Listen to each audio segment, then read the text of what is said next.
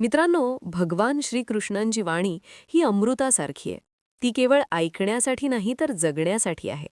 श्रीकृष्णांचे शब्द आपल्याला जीवनात योग्य दिशा देतात, आधार देतात आणि अडचणींच्या काळात आतून बळ देतात. जेव्हा आपण त्यांच्या उपदेशांवर शांतपणे मनन करतो, तेव्हा हळूहळू एक गोष्ट स्पष्ट होते. जीवनातील प्रत्येक प्रश्नाचं उत्तर बाहेर नाही, तर आपल्या आत दडलेले आहे. श्रीकृष्ण आपल्याला हे शिकवतात की खरे सुख बाह्य गोष्टींमध्ये नाही. पैसा, मान, प्रतिष्ठा किंवा परिस्थिती यात खरा आनंद नसतो. खरा आनंद आपल्या अंतर्मनात असतो, पण आपण तो सतत बाहेर शोधत राहतो. ज्या दिवशी माणूस स्वतःकडे पाहायला शिकतो, ज्या दिवशी तो आपल्या अंतर्मनात डोकावतो, त्या दिवशी त्याला खऱ्या आनंदाची अनुभूती होते.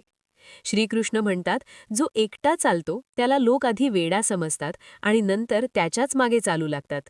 जेव्हा एखादी व्यक्ती जगाने ठरवलेल्या वाटांपेक्षा वेगळ्या वाटेनी चालते, तेव्हा समाज सर्वात आधी तिच्याकडे संशयाने पाहतो.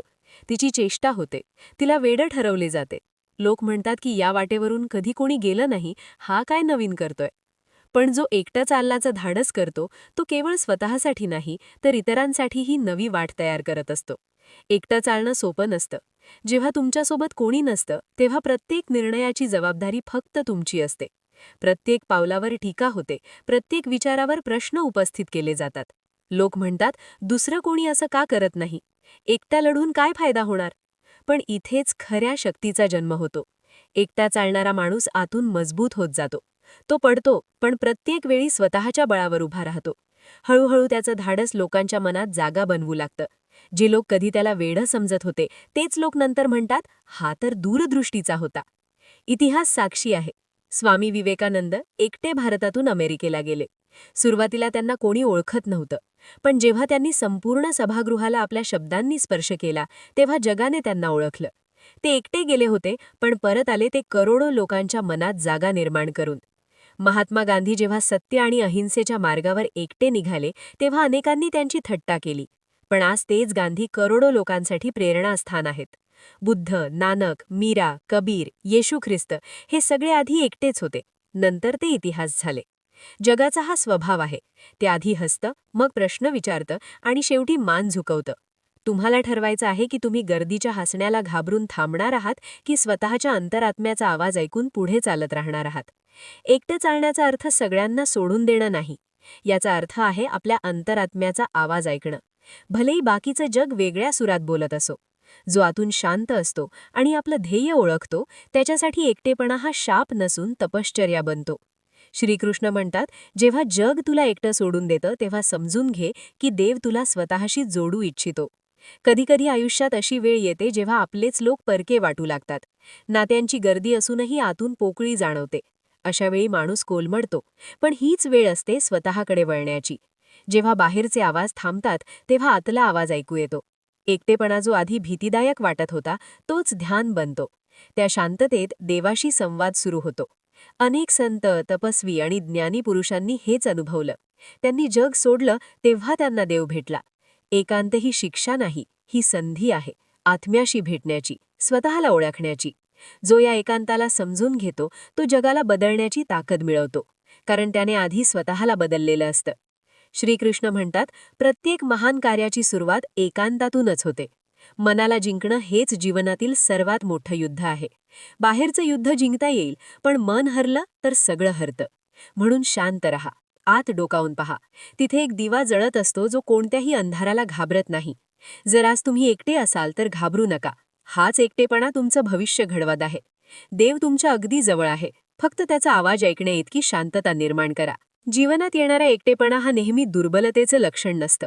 अनेकदा तो परमेश्वराने दिलेला एक खास अवकाश असतो, जिथे माणूस इतरांपासून नाही तर स्वतःच्या आतल्या गोंगाटापासून दूर जातो. आपण आयुष्यभर लोकांच्या मतांमध्ये, अपेक्षांमध्ये आणि तुलना करण्यात इतके गुंतलेले असतो की आपल्याला स्वतःचा आवाजच ऐकू येत नाही. श्रीकृष्ण अर्जुनाला हेच शिकवतात. रणांगणात अर्जुनाभोवती सैन्य होतं, नातेवाईक होते, गुरु होते. पण निर्णय घ्यायची वेळ आली तेव्हा तो आतून पूर्णपणे एकटा झाला. त्या क्षणी कोणाचं मत उपयोगाचं नव्हतं. तो क्षण अर्जुनाच्या आयुष्यातील सर्वात मोठा एकांत होता. आणि याच एकांतात गीतेचं ज्ञान प्रकट झालं. लक्षात ठेवा, गीता रणांगणात दिली गेली, पण ती ऐकली गेली ती अर्जुनाच्या अंतर्मनात. कारण तो क्षण त्याचा अंतर्गत संघर्षाचा होता.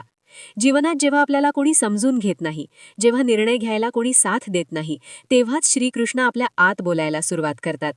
बुद्धांना पहा, राजमहाल, सुख, ऐश्वर्य सगळं काही होतं, पण तरीही त्यांच्या मनाला शांती नव्हती. त्यांनी गर्दी सोडली, नाती सोडली, ओळखी सोडल्या आणि एकटे निघाले. जंगलात, उपासनेत, शांततेत. त्या एकांतात त्यांनी स्वतःला गमावलं आणि बुद्धत्व मिळवलं. जर ते त्या एकांताला घाबरले असते तर आज जगाला बुद्ध मिळाले नसते. मीराचं जीवन पहा. समाजाने तिला स्वीकारलं नाही, तिला वेडं ठरवलं, तिला अपमान सहन करावा लागला. पण तिने एकांतात कृष्णाला धरलं. समाजाने सोडले पण कृष्णाने हात धरला. आज मीरा भक्तीचं प्रतीक आहे. याचा अर्थ असा नाही की प्रत्येकाने संसार सोडावा. श्रीकृष्ण कधीही पलायन शिकवत नाहीत, ते समतोल शिकवतात. बाहेर संसार आणि आत साधना, बाहेर जबाबदाऱ्या आणि आत शांतता. जो माणूस हा समतोल शिकतो तोच खरा भक्त असतो. आपण अनेकदा एकटेपणाला अपयश समजतो, पण श्रीकृष्ण सांगतात की एकटेपणा म्हणजे तयारी. जसं बी जमिनीत एकटं असतं, अंधारात असतं, वरून माती असते, पण त्याच एकांतात ते बी झाड बनण्याची तयारी करत असतं. जर बी बोलू शकत असतं तर कदाचित तेही म्हणालं असतं की मी एकटं आहे. पण निसर्गाला माहीत असतं की हा एकटेपणा नाही, ही प्रक्रिया आहे. तुमच्या आयुष्यात जेव्हा सगळं शांत होतं, लोक दूर जातात, नाती बदलतात, तेव्हा स्वतःला दोष देऊ नका. हा तो काळ असतो जेव्हा देव तुमच्यावर काम करत असतो. तो तुमच्या आतली शक्ती जागी करत असतो. तो तुम्हाला आतून मजबूत करत असतो. श्रीकृष्ण म्हणतात की मन हा मित्रही आहे आणि शत्रूही आहे. जो मनाला जिंकतो तो जग जिंकतो. पण मनाला जिंकण्यासाठी आधी त्याला ऐकायला शिकावं लागतं. आणि मनाचा आवाज गर्दीत ऐकू येत नाही, तो ऐकू येतो एकांतात. आज अनेक लोक बाहेर यशस्वी दिसतात पण आतून अस्वस्थ असतात, कारण त्यांनी बाहेरची लढाई जिंकली पण आतली हरली. श्रीकृष्ण सांगतात, आतली शांती मिळाली की बाहेरच्या परिस्थिती आपोआप हाताळता येतात. ध्यान म्हणजे डोळे बंद करणं नाही. ध्यान म्हणजे स्वतःसमोर प्रामाणिक उभं राहणं. स्वतःच्या भीती, राग, इच्छा आणि अहंकारांना पाहणं. जेव्हा माणूस हे पाहायला शिकतो तेव्हा त्याला कळतं की खरा शत्रू बाहेर नाही, आत आहे. आणि खरा मित्रही आतच आहे. जी व्यक्ती आपल्या वेदनांना समजून घेते, त्या वेदनांतून पळत नाही, तीच व्यक्ती पुढे जाऊन इतरांच्या वेदनांसाठी आधार बनते. म्हणून श्रीकृष्ण दुःखाला शाप मानत नाहीत, ते त्याला शुद्धीकरण मानतात. जी वेळ आपल्याला तोडते तीच वेळ आपल्याला घडवते. पण फरक इतकाच असतो की आपण त्या वेळेला कसं पाहतो. जो माणूस रडत बसतो तो तिथेच थांबतो, आणि जो माणूस शांतपणे सहन करतो, शिकतो, तो पुढे जातो. देव कधीही आपल्याला तोडण्यासाठी दुःख देत नाही. तो दुःख देतो ते आपल्यातलं खोटं काढून टाकण्यासाठी. अहंकार, अपेक्षा, भ्रम. जेव्हा हे सगळं गळून पडतं तेव्हा आतून एक शांत, मजबूत व्यक्ती जन्माला येते. श्रीकृष्ण म्हणतात, जेव्हा तू सगळं गमावतोस तेव्हाच तुला कळतं की तुला खरं तर काय मिळालं आहे. अनेकदा आपल्याला जे निघून जातं त्याचं आपण दुःख करतो, पण ते गेल्यामुळेच आपण स्वतःला शोधायला लागतो. म्हणून जर आज तुम्ही एकटे असाल, दुर्लक्षित असाल, समजून न घेतले गेले असाल, तर स्वतःला दोष देऊ नका. समजून घ्या की तुमच्यावर काम सुरू आहे. देव तुम्हाला पुढच्या टप्प्यासाठी तयार करत आहे. श्रीकृष्ण म्हणतात, जग तुला समजेलच असं नाही, पण देवाला तुझं मन माहीत आहे. लोक तुझ्या शब्दांवर संशय घेतील, पण देव तुझ्या भावनांना ओळखतो. म्हणून लोकांना सिद्ध करण्याच्या नादात स्वतःला हरवू नकोस. शांत रहा, प्रामाणिक रहा आणि आपल्या अंतरात्म्याशी जोडलेले रहा. कारण जो स्वतःशी प्रामाणिक असतो त्याला जगाची मान्यता उशिरा मिळेल, पण देवाची साथ कधीच सुटत नाही. आज इथून जाताना एकच गोष्ट मनात ठेवा, तुम्ही एकटे नाही आहात. कदाचित आज तुमच्यासोबत कोणी दिसत नसेल, पण श्रीकृष्ण तुमच्या प्रत्येक श्वासात आहेत, तुमच्या प्रत्येक अश्रूत आहेत आणि तुमच्या प्रत्येक शांततेत आहेत. जेव्हा आयुष्य खूप कठीण वाटेल तेव्हा बाहेर धावू नका. थोडा वेळ थांबा, डोळे बंद करा आणि आपल्या आत डोकावून पहा. तिथे एक शांत आवाज आहे जो नेहमी तुमच्यासाठी वाट पाहत आहे. श्रीकृष्ण म्हणतात, मनाला जिंकलत तर सगळं जिंकलत. आणि मन जिंकण्यासाठी एकांत स्वीकारायला शिका. तो तुमचा शत्रू नाही, तो तुमचा गुरु आहे. आजच्या या वाणीमधून जर थोडीशीही शांती मिळाली असेल तर ती पुढे न्या. एखाद्याशी प्रेमाने बोला, एखाद्याला माफ करा आणि सर्वात महत्त्वाचं म्हणजे स्वतःशी दयाळू रहा. कारण जेव्हा माणूस स्वतःशी दयाळू होतो तेव्हाच तो देवाच्या सर्वात जवळ असतो. श्रीकृष्ण तुमच्यावर सदैव कृपा ठेवोत. तुमचं मन शांत राहो आणि तुमचा मार्ग प्रकाशमान होवो.